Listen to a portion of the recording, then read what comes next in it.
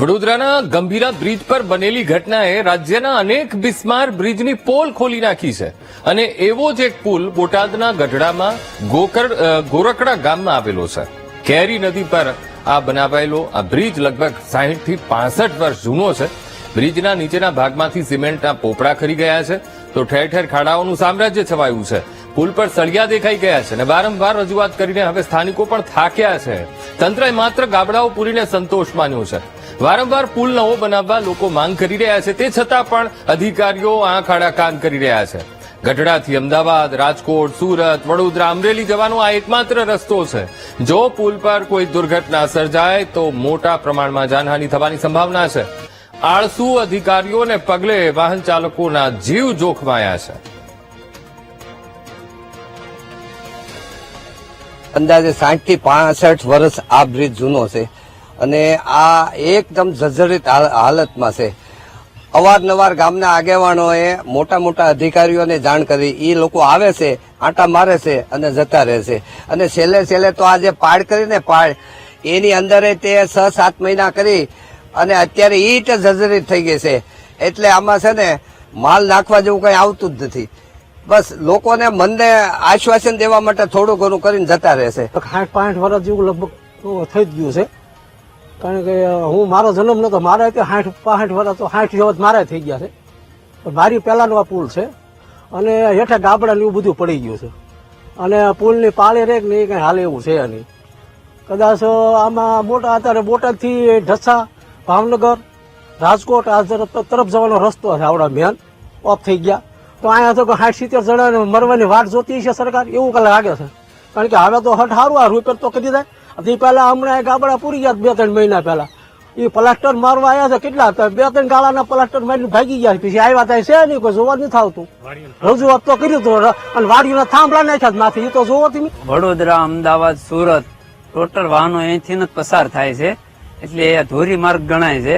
અને આ પુલ બન્યોને લગભગ 60 થી 65 વર્ષ થયા છે અને ઘણી વાર અધિકારીઓ આવે છે અને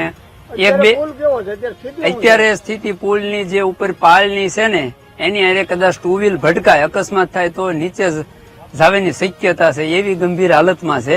અને નીચે જે છે એ ગાબડા દેખાય છે. વચ્ચે હમણાં 3-4 મહિના પહેલા રિપેરિંગ માટે માણસો આવ્યા હતા, એ ફક્ત 2 કે 3 ખાનામાં પ્લાસ્ટર કરીને વીઆઈ ગયા છે. હવે એને આખા પુલની પ્લાસ્ટરની મંજૂરી હોય કે 2 ખાનાની હોય અમને ખબર નથી.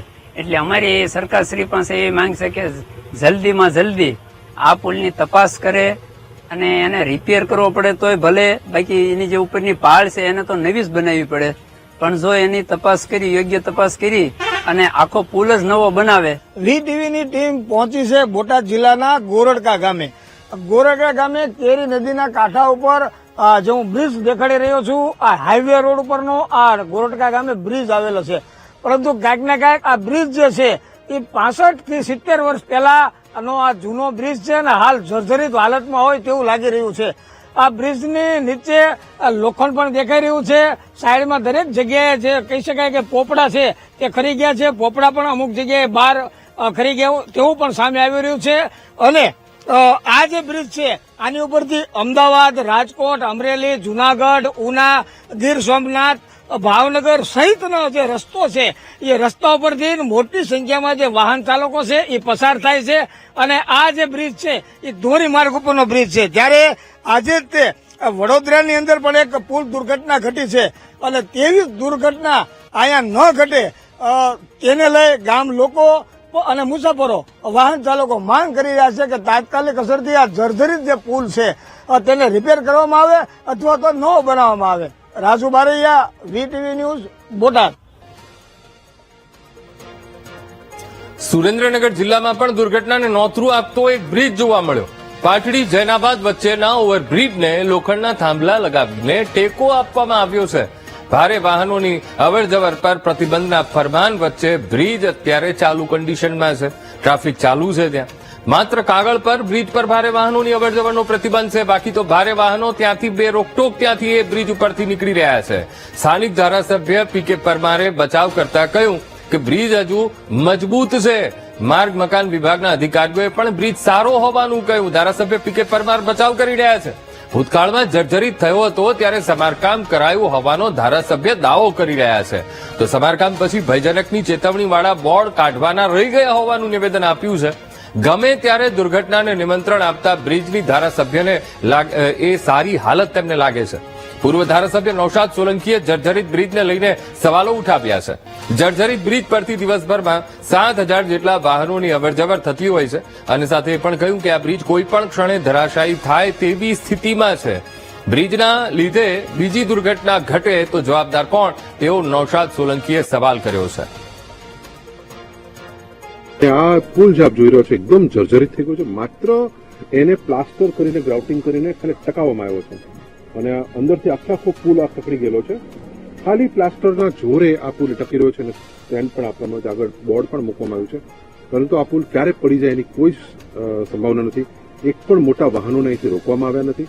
રાત્રે તમે આવો તો અહીં ટ્રાફિક જામના દ્રશ્યો તમને જોવા મળે ને હેવી વ્હીકલ્સ. જ્યારે આ બોર્ડ લગાવવામાં આવ્યું છે એ લોકો એમ સમજે કે બોર્ડ લગાવ્યું એટલે અમારી જવાબદારી પૂર્ણ થઈ જાય છે.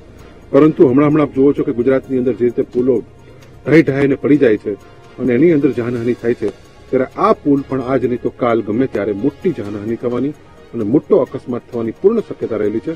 અત્યારે એ પુલ છે એ કાર્યરત છે. માર્ગ મકાન વિભાગના અધિકારીઓને મેં પૂછ્યું છે કે ભાઈ આમાં કોઈ પ્રકારની ભયજનક છે નહીં ને, તો એ લોકોએ પણ રિપોર્ટ કર્યો છે કે એમાં વાહનો ચાલવામાં કોઈ એવી તકલીફ નથી. ભૂતકાળમાં જર્જરિત હતો પુલ અને એને બોર્ડ મૂકેલું અને ત્યારબાદ રિપેર કરી નાખેલો છે અને અત્યારે બાજુમાં કામગીરી બ્રિજની ચાલુ છે. એના હિસાબે પુલની ઉપરથી વાહનો જાય છે. બોર્ડ તો હજુ મારેલા છે, શું કહેશો બેદરકારી અધિકારીઓની?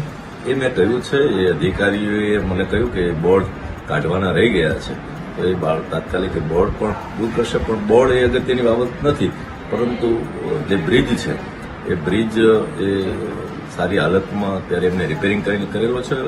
વાહન લાયક વ્યવહારમાં કોઈ તકલીફ છે નહીં એવું અધિકારીઓનું કહેવું છે અને બાજુમાં એ નવા બ્રિજનું કામગીરી શરૂ છે. ટૂંક જ સમયમાં નવો બ્રિજ પૂર્ણ થશે અને આ બ્રિજ છે એ તોડી પાડવામાં આવશે. પાટડી અને બોટાજી વચ્ચેનો જે સ્ટેટ હાઈવે છે એની વચ્ચે આ જોડતો એક પુલ છે. આ પુલ વર્ષો જૂનો બનેલો પુલ છે, ખૂબ જર્જરિત હાલતમાં છે.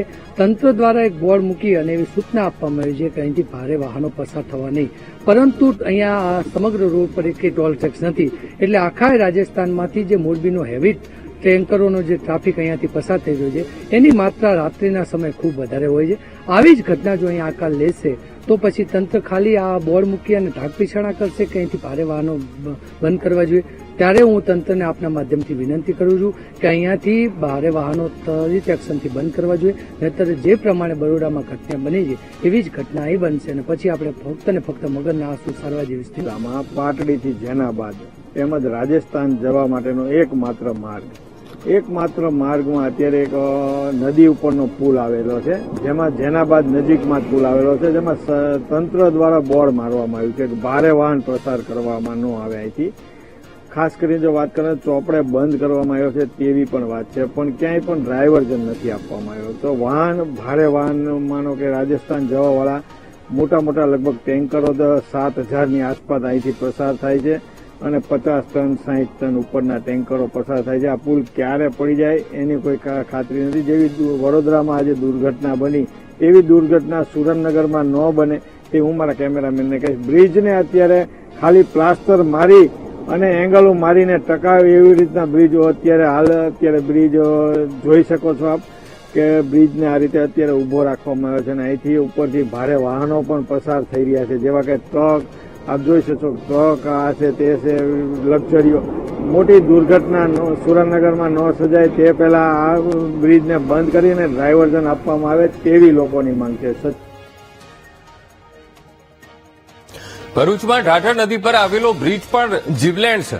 જંબુસર અને આમોદને જોડતો આ પુલ અત્યંત જર્જરિત હાલતમાં છે. બ્રિજ વચ્ચેથી છૂટો પડી જતા બે ભાગમાં વહેંચાઈ ગયો છે.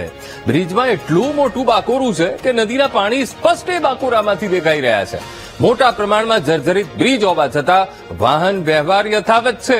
સૌરાષ્ટ્ર તરફ જતા હજારો વાહનો આ બ્રિજ પરથી પસાર થાય છે. માજી ધારાસભ્ય સંજયભાઈ સોલંકીએ તંત્રને આડે હાથ લીધું. ગંભીરા જેવી ગંભીર ઘટનાની શું તંત્ર રાહ જોઈ રહ્યું છે, આ સવાલ પણ કર્યો.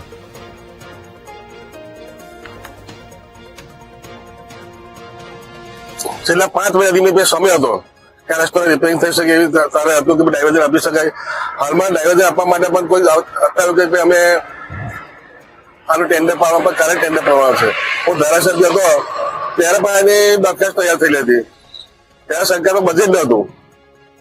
ત્યારે પણ અમે રજૂઆત કરી કે આ રસ્તો બની ટકે બને ધાધરપુર ટોટલ કેટલાક લોકોનું ધ્યાન ના જાય. આજે જે આ નદીમાં તો એટલા બધા મગરો છે કોઈનો જીવ બચતો હોય તો એના મગરો જ પેલા થઈ જાય સ્થિતિ છે.